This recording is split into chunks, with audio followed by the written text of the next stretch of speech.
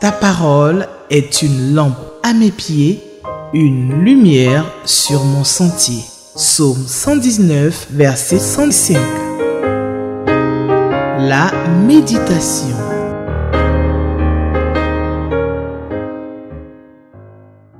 Nous sommes aujourd'hui lundi 10 mars 2025. Et pour la méditation de ce jour, la Ligue pour la lecture de la Bible nous propose donc le passage biblique de Nombre chapitre 18 du verset 20 jusqu'au verset 32. Nombre chapitre 18 du verset 20 jusqu'au verset 32. Voici donc notre passage biblique que la Ligue nous soumet, ou le lecteur de la Bible. J'aurai donc à lire la Bible dans la version Louis II. Voilà, je vais lire la Bible dans la version Louis II. Seigneur, je te bénis et je te loue pour ta parole. Je te bénis et je te loue pour ta parole. Seigneur, merci pour ta parole. Ta parole qui est une lampe à nos pieds. Ta parole qui est une lumière sur notre sentier. Ô Dieu, nous sommes là pour encore et encore apprendre de toi. Béni sois-tu pour nos téléspectateurs. Béni sois-tu pour ceux qui nous suivent via d'autres canaux. Oh Seigneur, nous voulons en ce jour apprendre encore de toi. Au nom de Jésus-Christ. Amen. Donc j'espère que vous avez votre Bible, donc selon la version que vous voulez. Et puis vous avez aussi le lecteur de la Bible. Voilà, nous allons méditer avec ce guide de méditation de la Ligue pour la lecture de la Bible. Voilà, donc je prends ma Bible et puis si vous y êtes, nous faisons la lecture. Alors, Nombre chapitre 18, verset 20 jusqu'au verset 32. 18, 20 jusqu'à 32. L'Éternel dit à Aaron, tu ne posséderas rien dans leur pays et il n'y aura point de part pour toi au milieu d'eux. C'est moi qui suis ta part et ta possession au milieu des enfants d'Israël. Je donne comme possession aux fils de Lévi toute dîme en Israël, pour le service qu'ils font, le service de la tente d'assignation.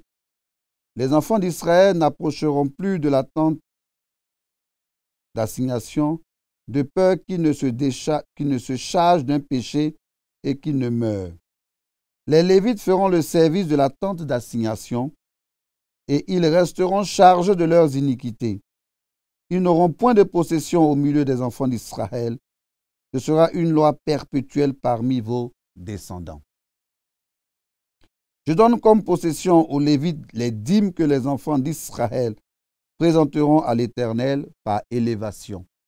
C'est pourquoi je dis à leur égard, ils n'auront point de possession au milieu des enfants d'Israël. L'Éternel parla à Moïse et dit, tu parleras aux Lévites et tu leur diras, lorsque vous recevrez des enfants d'Israël, la dîme que je vous donne de leur part comme votre possession, vous en prélèverez une offrande pour l'Éternel, une dîme de la dîme. Et votre offrande vous sera comptée comme le blé qu'on prélève de l'air et comme le mou qu'on prélève de la cuve. C'est ainsi que vous prélèverez une offrande pour l'Éternel sur toutes les dîmes que vous recevrez des enfants d'Israël. Et vous donnerez au sacrificateur Aaron l'offrande que vous en aurez prélevée pour l'Éternel. Sur tous les dons qui vous seront faits, vous prélèverez toutes les offrandes pour l'Éternel. Sur tout ce qu'il aura de meilleur, vous prélèverez la portion consacrée. Verset 30. Tu leur diras, quand vous en aurez prélevé le meilleur, la dîme sera comptée aux Lévites comme le revenu de l'air et comme le revenu de la cuve.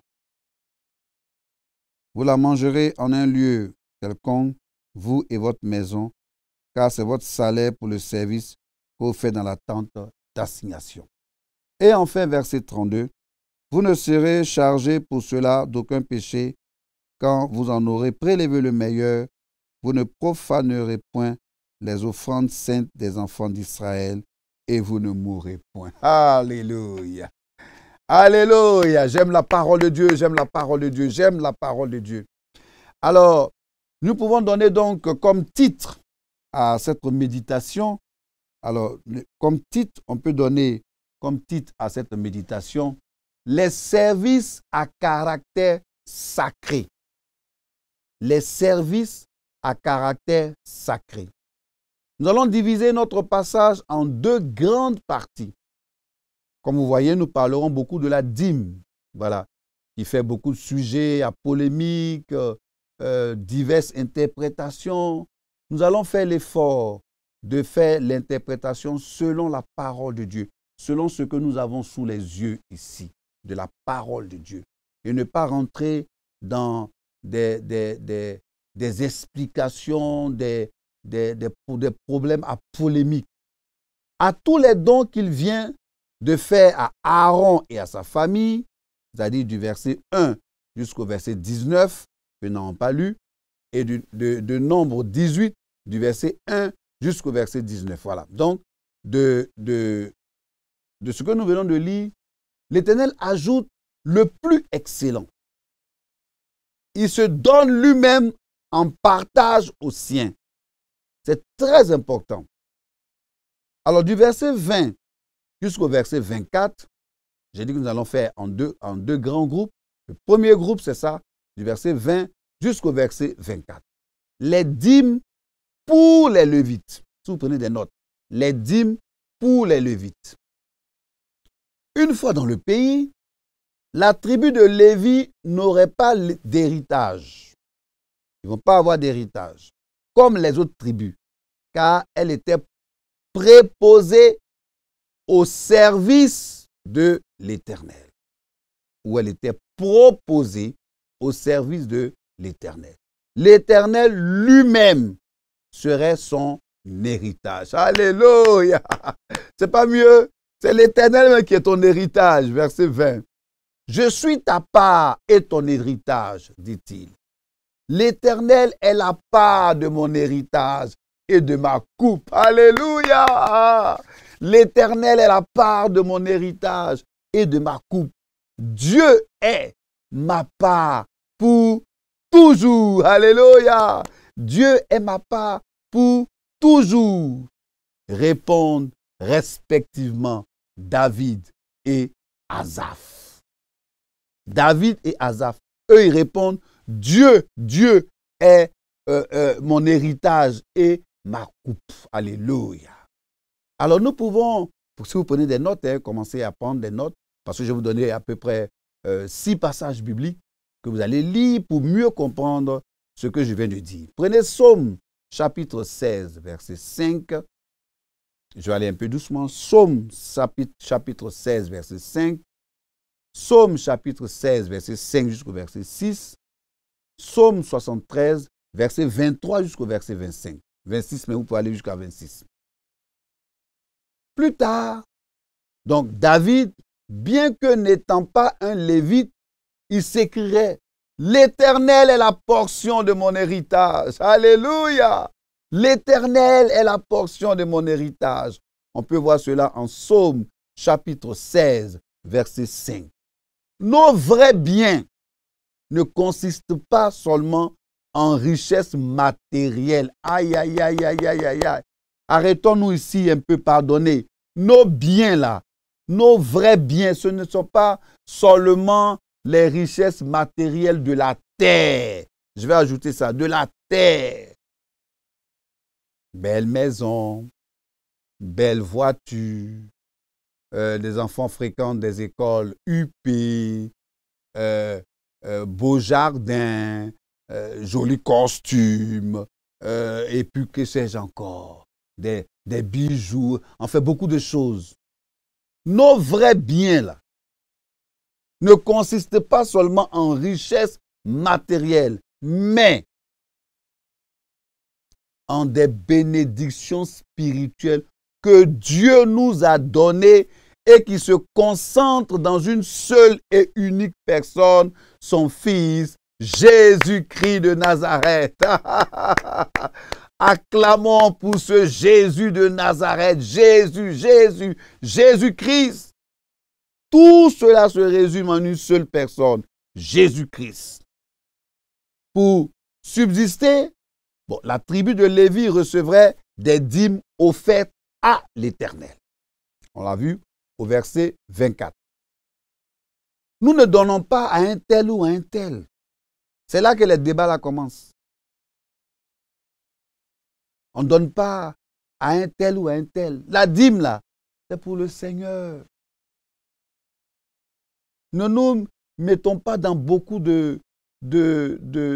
d'explications ou alors sortir des versets de leur contexte pour en faire des prétextes. Non. Notre méditation ne consiste pas à dire tel a raison, tel n'a pas raison. Non. Notre méditation consiste à placer au milieu ce qui est essentiel, ce qui nous unit, ce qui est vrai. C'est la parole de Dieu. C'est la parole de Dieu. Nous ne donnons pas à un tel ou à un tel. Nous ne donnons pas à un tel homme. Non. Nous donnons à Dieu, au Seigneur Jésus-Christ. Nos dons, et notamment le produit des collectes, des offrandes volontaires, reviennent au moins en partie aux Lévites. Si vous prenez des notes, mettez Lévites là, entre parenthèses, parce que maintenant, nous n'avons pas de Lévites. Des Lévites, c'est-à-dire aux frères et sœurs qui ont un service particulier pour le Seigneur. Les frères et sœurs qui ont un service particulier pour le Seigneur. Nous parlons bien sûr de l'Ancien Testament. Nous sommes dans l'Ancien Testament. Mais les frères et sœurs de maintenant, nous sommes dans le Nouveau Testament. Ils sont au service du Seigneur. Et qui doit s'appliquer encore de nos jours. S'il vous plaît. Pendant que nous sommes en train de discuter sur on paye dîme, on ne paye pas dîme, c'est l'Ancien Testament, le diable est en train de gagner du terrain. Le diable, lui, il est en train de gagner du terrain. Et nous sommes en train d'expliquer des virgules, d'expliquer des contextes. Non, non, non, non, non. Nous donnons au Seigneur, comme la Bible le recommande. Nous donnons au Seigneur. Nous donnons au Seigneur. Alléluia. Verset, deuxième grande partie. Donc, du verset 25 jusqu'au verset 32. Du verset 25 jusqu'au verset 32. Les dîmes des Lévites. Au début, c'était les dîmes pour les Lévites. Maintenant, c'est les dîmes des Lévites. Les Lévites n'étaient pas exclus de la dîme. Les Lévites, ils n'étaient pas exclus de la dîme. Ils avaient le privilège, comme les autres, de donner à l'Éternel, j'ai envie de dire, la dîme de la dîme. C'est écrit ici, selon le texte que nous avons lu. La dîme de la dîme. Verset 26.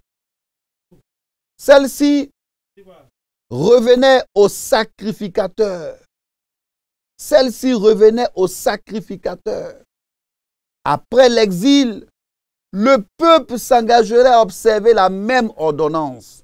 On peut voir cela en Néhémie 10, verset 39 jusqu'au verset 40. Une fois ces dîmes acquittées, les Lévites seraient dans juste et droite devant l'Éternel. Ils seraient donc dans une position juste et droite devant l'Éternel. On voit cela au verset 32. Ils pourraient manger le restant en toute bonne conscience. La priorité, le meilleur, c'est au verset 30. Verset 32 doit être donné en toute chose au droit au Seigneur, du Seigneur et au bien de ceux qui sont dans le besoin, ceux qui en ont besoin. Alléluia. Je vais ouvrir là une parenthèse. Nous avons ici, maintenant dans nos assemblées, qui servent le Seigneur. Ça peut être au niveau de l'école de dimanche, ça peut être au niveau du groupe de louanges, au niveau de la chorale, au niveau des différents départements. Mais ils servent le Seigneur. De temps en temps, donnons-leur quelque chose. Je n'exige pas, je veux dire, un salaire fixe au point où quand le salaire n'est pas tombé, on a des problèmes. Non, non, non, non, non, non, non, non. Je ne veux pas rentrer dans une polémique comme ça. Mais je vais dire, ils servent le Seigneur. Vous savez, par exemple, les groupes de louanges ou la chorale, on dit, bon, nous avons une évangélisation. La chorale doit être là à 17 h pour la mise en place, pour la balance. Mais celui qui doit venir à 17 h là, il n'a pas de transport. Il n'a pas de transport pour venir à 17 h. On veut qu'il soit là pour l'évangélisation, mais il n'a pas de transport. Qu'est-ce que les autres font? Qu'est-ce que l'Église fait? Qu'est-ce que l'Église fait? L'école de dimanche. Quelquefois, nous voyons des écoles de dimanche. Les toilettes, excusez-moi du terme, ne sont pas bien entretenues. Les enfants n'ont même pas de banc, ils n'ont pas de chaises. Qu'est-ce que l'Église fait? Mais c'est cet argent, le partage. On s'occupe de l'école du dimanche, du département des femmes, des jeunes et aussi des serviteurs de Dieu. Ne soyons pas ingrats envers le Dieu qui nous donne toutes choses richement, qui nous bénit abondamment, abondamment et abondamment. Nous voyons cela en 1 Corinthiens 6, verset 17. 1 Corinthiens 6, verset 17. Acceptons avec reconnaissance ce que Dieu juge bon dans sa grâce de nous accorder. Le premier de tous les dons que Dieu nous a fait, n'est-ce pas son propre fils? Alléluia. Ce n'est pas son fils. Il nous a fait un premier don. Nous n'avons pas d'autre héritage, pas d'autre possession véritable ici-bas. En revanche, nous avons tout. Si vous prenez des notes, soulignez le tout là avec 2 traits.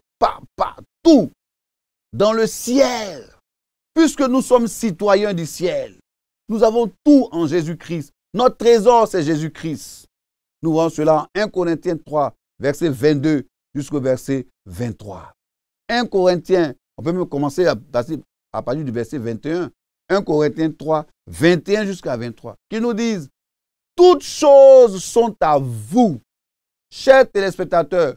Toute chose est à toi. Mais vous êtes à Christ. Tu es à Christ et Christ est à Dieu. Hey, regardez la corrélation. Cette belle corrélation. Toi, toute chose est à toi. Toi, tu es à Christ, Christ est à Dieu. Hey, qu'est-ce que tu cherches encore? Parce que quand demain nous allons mourir, parce que nous sommes appelés à mourir, quand nous allons mourir demain, nous n'irons pas avec nos 52 voitures. Nous n'irons pas avec nos 52 costumes. Nous n'irons pas avec nos villas ici. Non. On ira dans 2 mètres carrés. Allez, c'est fini. Ceux qui vont nous accompagner. Et puis ils finissent de nous accompagner. Dès qu'ils retournent, ils quittent le cimetière, ils nous oublient. Comme ils nous ont fait dos là. C'est fini, ils nous oublient. Attachons-nous à Dieu. Ne restons pas sur des discussions de on paye dîme, on ne paye pas dîme. Non, c'était l'ancien. Je vous en prie. Restons scotchés sur ce qui est essentiel. L'apôtre Paul dit, vous êtes à Christ. Christ est à Dieu. Vous êtes à Christ et Christ est à Dieu. Ce qui est important pour vous, c'est d'appartenir à Jésus. Parce que nous sommes citoyens du ciel. À ce stade de la méditation, il me plaît de chanter ce chant que j'aime. À tes pieds, ô divin roi. À tes pieds, ô divin roi. Si vous nous suivez, mais prenez vos mouchoirs, nous allons chanter, glorifier le Seigneur. C'est ça aussi la méditation. Bénis le Seigneur, louez. Prenez vos mouchoirs, nous allons bénir Jésus-Christ. À tes pieds, ô divin roi. Oh, nous t'apportons nos présents. À tes pieds, ô divin roi. Nous t'apportons nos trésors. Oh, car tous nos biens sont à toi seul et en tout temps. Voici nos présents. Bénis-les, ô Jésus. À toi seul et en tout temps. Et bénis-les, ô Jésus. Car tous nos biens sont à toi seul et en tout temps. Voici nos présents. Allez, comme ça les mouchoirs. Oh, bénis-les, ô Jésus. Tout ce que nous avons vient de Dieu. Tout ce que nous avons vient de Dieu. Nous sommes venus nus. Nous allons repartir nus. Tout ce que nous avons vient de Dieu. Chers téléspectateurs, et vous qui nous suivez via d'autres canaux, laissons les débats de dîmes, anciens testament. Laissons ça. Donnons à Dieu. Nous ne donnons pas à quelqu'un. Nous donnons à Dieu. Nous donnons à Dieu. Donnons à Dieu. Bénis. Tous ces biens-là sont à toi, Seigneur. Bénis-nous. C'est Dieu qui nous a fait. Nous lui appartenons. Le lecteur de la Bible nous pose deux questions. Question 3 et question 7. Y a-t-il un exemple à suivre ou à ne pas suivre? Franchement, je pense que ça coule de source comme ça, de voir les exemples à suivre et à ne pas suivre. Et puis, la question 7 aussi, quelle vérité Dieu me révèle-t-il? Nous allons lire donc le commentaire du lecteur de la Bible, rédigé encore, nous sommes vraiment dans le Togo là depuis un certain temps, par notre frère Moïse Ouagbé. Moïse Ouagbé, il est encore du Togo. Voilà, chers ligueurs du Togo, je vous salue, que Dieu vous bénisse. Voilà, nous sommes exactement lundi 10 mars 2025. Comment devons-nous servir le Seigneur selon ses directives? Dans la répartition des possessions attribuées à chaque tribu d'Israël, Dieu refusa aux Lévites d'en avoir, car la consigne du Seigneur est qu'ils représentent leur part. N'est-ce pas une invitation aux serviteurs consacrés au ministère à compter sur le Seigneur? Sur le Seigneur. Tu dis que tu as appelé au ministère, compte sur le Seigneur. Il ne va pas t'oublier. La foi en Christ nous rendra capables de le servir fidèlement sans compromettre notre fonction. Dieu recommande aux Lévites de lui prélever la dîme des dîmes qu'ils perçoivent. C'est la part consacrée à Dieu. Quelle est notre position de nos jours sur la dîme? Cette loi demeure perpétuelle au sein du peuple de Dieu. L'Église, le peuple du Christ, lui doit sa dîme. Les serviteurs qui perçoivent les dîmes de leurs fidèles doivent à leur tour leur dîme à Dieu. Pasteur, cher serviteur de Dieu, il faut payer ta dîme. Quelquefois, on paye la dîme là-bas. Vous-même, vous ne payez pas votre dîme. C'est une parenthèse, je vais la fermer. Serviteur de Dieu, il faut payer toi-même ta dîme. La dîme est l'expression de tout bien que le croyant reçoit de Dieu. N'est-elle pas source de bénédiction, alléluia, pour le fidèle? Dieu accorde aux Lévites de consommer la meilleure part de la dîme. Dans nos communautés chrétiennes, la question revient à savoir, à qui revient la dîme?